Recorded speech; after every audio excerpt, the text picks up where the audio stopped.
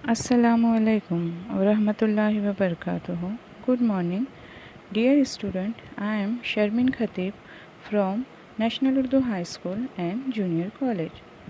Today, our online lecture is from 8th standard subject English.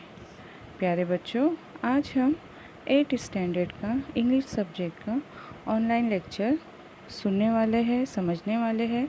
इसलिए आप तमाम तैयार रहे और इस लेक्चर को ध्यान से सुने। यूनिट 2.2 द हाउस बिल्डर, ये हमारा 2.2 लेसन नंबर है और लेसन का नाम है हमारा the house builder. The house builder ये एक बहुत ही इंटरेस्टिंग स्टोरी है। हम इंशाल्लाह आज इस स्टोरी के इस लेसन के आपको 2 पैराग्राफ समझाएंगे। हाउस बिल्डर का मतलब होता है घर बनाने वाला। देखिए यहाँ पर हम आपको पिक्चर के ज़रिए एक्सप्लेन करने की कोशिश कर रहे हैं कि हाउस बिल्डर किसे कहते हैं, घर बनाने वाले को, और यानी जिसे हम आम ज़बान में मिस्त्री भी कहते हैं। ये सीमेंट और कंक्रीट की मदद से घर बनाता है। तो चलिए हम हमारा लेसन स्टार्ट करते हैं। The house builder, this is a story of a mason. Mason यानी कि घर बांधने वाला, घर बनाने वाला। Who worked for a building contractor, जो काम किया करता था फॉर अ बिल्डिंग कॉन्ट्रैक्टर, एक बिल्डिंग के ठेकेदार के लिए। अब कॉन्ट्रैक्टर किसे कहते हैं, ऐसे लोग जो कि बिल्डिंग बनाने के काम को अपने अंडर में लेकर उस काम को पूरा करने की ज़िम्मेदारी लेते हैं और वो अपने इस काम को पूरा करने के लिए बहुत सारे मैसन्स को अपने इस काम के लिए इस्तेमाल करते हैं, जो उनके अंडर में काम करते हैं। तो ये जो स्टोरी है ये एक मैसन की है। मैसन को उर्दू में मिस्त्री कहते हैं। तो ये जो स्टोरी है एक मिस्त्री, एक मैसन की है जो कि एक बिल्डिंग कॉन्ट्रैक्टर के लिए काम किया करता था। The mason always strove to do his work to perfection. वो जो मैसन था वो हमेशा स्ट्रॉ मतलब कि कोशिश में रहता था, मुसलसिल ये कोशिश किया करता था to do his work to perfection, कि वो जो भी काम कर रहा है हाउस बिल्ड करने के लिए, वो काम उसका कैसा हो, विथ परफेक्शन, एकदम सफाई से, एकदम अच्छे तरीके से वो अपना काम करे। वो हमेशा इस कोशिश में रहता था। देखिए बच्चों, यहाँ पर पिंक कलर का बॉक्स आपको दिखाई दे रहा है राइट साइड में। यहाँ पर जो ये न्यू वर्ड्स आए हैं जिनको बोल्ड लेटर्स में लिखा गया है, उन वर्ड्स की मीनिंग्स को जो है यहाँ पर इंग्लिश में लिखा गया है। तो आपको साथ साथ इन मीनिंग को भी देखते चलना है। As soon as a house had been designed by the architect, सबसे पहले अगर किसी घर को बनाना होता है तो क्या किया जाता है, सबसे पहले उस घर का नक्शा तैयार किया जाता है, डिज़ाइन बनाया जाता है। और वो कौन करता है, architect. And details finalize by the engineer, और उसमें जो जो लगने वाला सामान है, जो भी बारीकियां हैं, वो जब इंजीनियर उसको फाइनलाइज कर देता है, तय कर देता है, the contractor would send for the mason and leave the responsibility for building the house to him. तो जो कॉन्ट्रैक्टर होता है, जो अपने ज़िम्मे ये तमाम बिल्डिंग बनाने का काम लेता है, वो ये तमाम मालूमात जो है किसे सेंड करता है, किसे भेज देता है, मैसन को भेज देता है।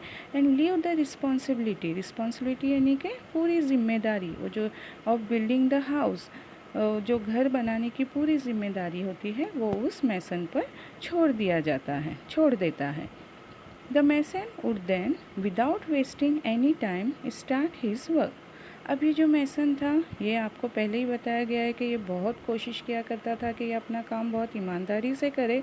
तो वो विदाउट वेस्टिंग एनी टाइम, वक्त को बिल्कुल ज़ाय किए बिना, स्टार्ट हिज वर्क, वो अपने काम पर लग जाता था, अपना काम शुरू कर देता था।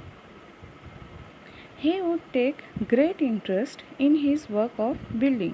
वो अपना जो काम था, उसका क्या काम था उसके बिल्डिंग जो बनाना था, जो घर बनाने का जो उसका काम था, उसमें वो बहुत ज़्यादा ग्रेट इंटरेस्ट, बहुत ज़्यादा दिलचस्पी लेता था। And do it with full dedication, और अपने काम को बहुत ही ईमानदारी से, बहुत मेहनत से जो है वो किया करता था। He made sure that he use the best construction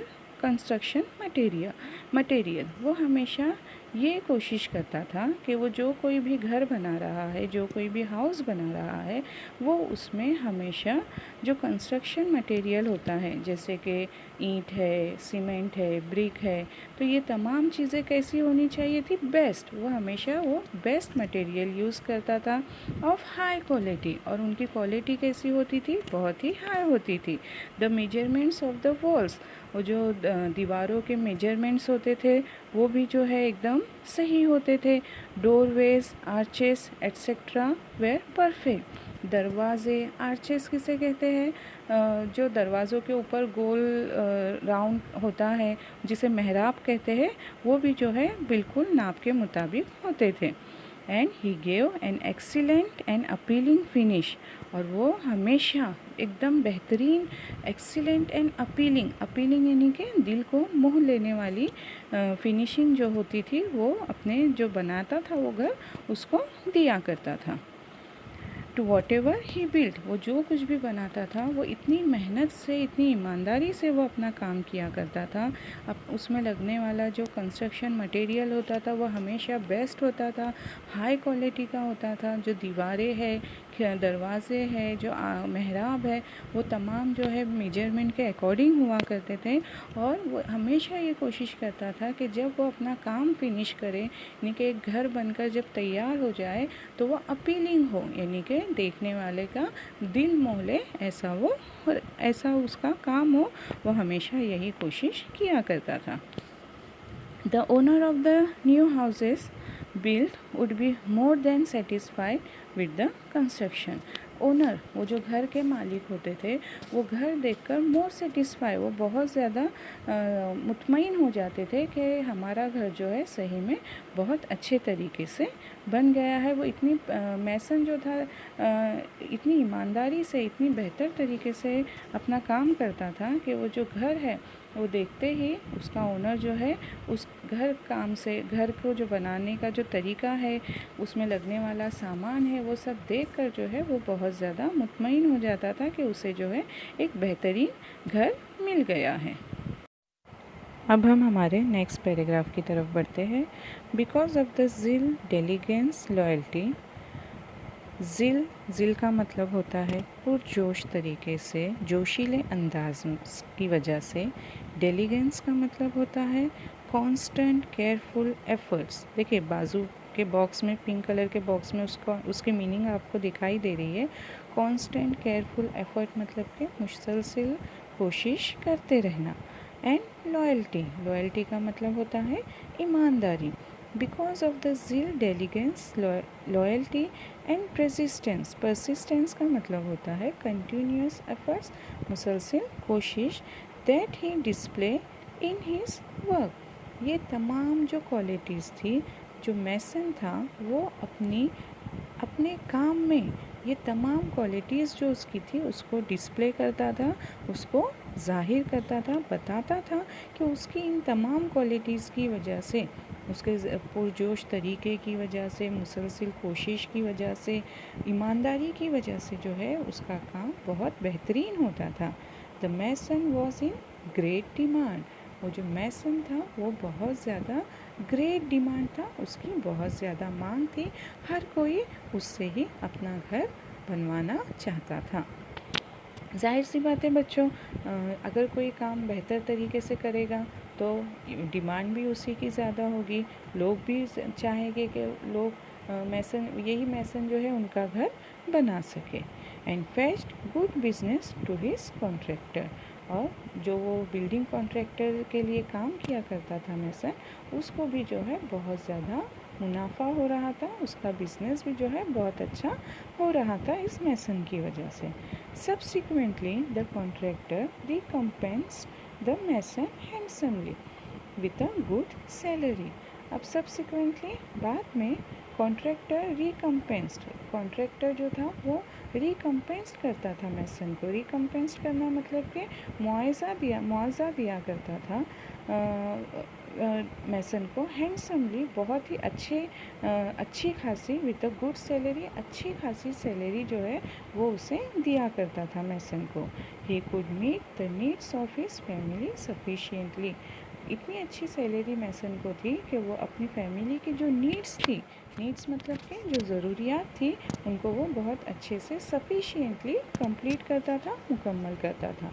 without any scarcity, बिना किसी स्कैरसिटी के, बिना किसी कमी के वो अपनी फैमिली की नीड्स को जो है बहुत अच्छे से कंप्लीट कर देता था।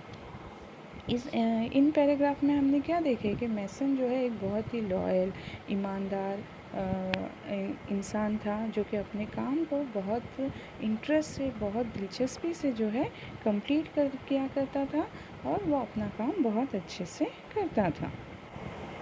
चलिए बच्चों, अब हम नेक्स्ट पैराग्राफ की तरफ बढ़ते हैं। द मैसन दस continued working with great devotion for many years. ये जो मैसन था, ये मैसन अपने काम को उसने जारी रखा था विद ग्रेट डिवोशन, सख्त मेहनत के साथ, फॉर मैनी ईयर्स, कई सालों तक वो ये काम बहुत मेहनत से अपना काम किया करता था। Till he became a grandfather, यहाँ तक कि वो क्या बन गया था, ग्रैंडफादर, दादा नाना तक बन गया था। Then he decided that it was time to retire and spend time playing with his grandchildren. उस वक्त उसने क्या डिसाइड किया, क्या तय किया कि अब जो मेरा क्या है, अब मेरा रिटायर होने का वक्त आ गया है अपने काम से, एंड स्पेंड टाइम, और अपने टाइम को वो स्पेंड करना चाहता था playing with his grand children, अपने जो ग्रैंड चिल्ड्रन, जो पोते पोतियाँ थे, उनके साथ वो अपने टाइम को उनके साथ खेलकर गुजारना चाहता था अपना ज़िंदगी का बचा हुआ वक्त। Being a firm-minded person, he informed his contractor of his decision to retire from house building. Being a firm-minded person, एक समझदार इंसान के तौर पर, he informed his contractor, उसने अपने कॉन्ट्रैक्टर जिसके लिए अंडर में वो काम किया करता था, उसको उसने इन्फॉर्म किया, बता दिया कि अपने डिसीजन के बारे में, अपने फ़ैसले के बारे में, कि वो रिटायर होना चाहता है फ्रॉम हाउस बिल्डिंग, जो ये हाउस बिल्डिंग का काम है, उस काम से वो रिटायर होना चाहता है। The contractor was very disheartened, disheartened मतलब कि फेल्ट डिसअपॉइंटेड, वो जो कॉन्ट्रैक्टर है वो बहुत ज़्यादा डिसहार्टेंड हो गया, बहुत ज़्यादा उदास हो गया, मायूस हो गया कि उसका जो क्यों, to lose such an excellent workman, क्यों, क्योंकि वो एक अच्छे एक्सीलेंट वर्कमैन, एक बेहतरीन इंसान, बेहतरीन कारीगर से वो खो रहा है, इसलिए उसे बहुत ज़्यादा मायूसी हुई। And urged the mason to continue his job, और उसने अर्ज्ड किया, इल्तिजा की मैसन से कि वो अपना काम जारी रखे, कंटिन्यू करे।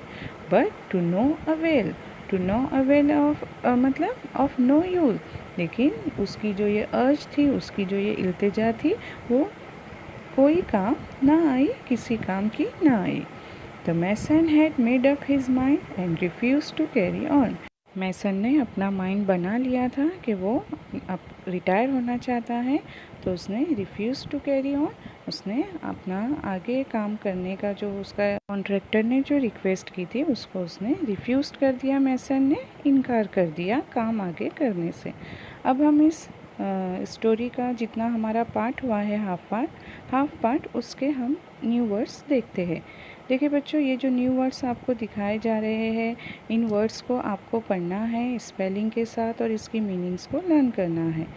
पहला है MASON, मैसन, मैसन यानी कि मिस्त्री। STROVE, स्ट्रॉ, स्ट्रॉ यानी कि जद्दोजहद। परफेक्शन, PERFECTION, परफेक्शन मतलब कमाल। आर्किटेक्ट, ARCHITECT, आर्किटेक्ट यानी कि मेमार। डेडिकेशन, डेडिकेशन यानी कि DEDICATION, डेडिकेशन यानी कि लगन। आर्चेस, ARCHES, आर्चेस यानी के मेहराब। अपीलिंग, APPEALING, अपीलिंग यानी के दिल को मोह लेने वाली या फिर दिल को खुश करने वाली। ZEAL, ज़िल, ज़िल यानी के जोश। डिलीगेंस, DILIGENCE, डिलीगेंस यानी मुसलसल कोशिश। परसिस्टेंस, PERSISTENCE, परसिस्टेंस यानी कि इस्तकामत। सब्सिक्वेंटली, SUBSEQUENTLY, सब्सिक्वेंटली यानी कि बाद में। रिकम्पेंस्ड, RECOMPENSED, रिकम्पेंस्ड यानी कि मुआवजा। स्कैसिटी, SCARCITY, स्कैसिटी यानी कि कमी। डिसहार्टेन, DISHEARTENED, डिसहार्टेंड यानी कि मायूस। To no avail, TONO, no, AVAIL, avail यानी कोई फ़ायदा नहीं। ये हमने आज आपको जितना पैराग्राफ पढ़ाए हैं उन तमाम के ये न्यू वर्ड्स हैं। आपको इन वर्ड्स को लिखकर याद करना है स्पेलिंग के साथ।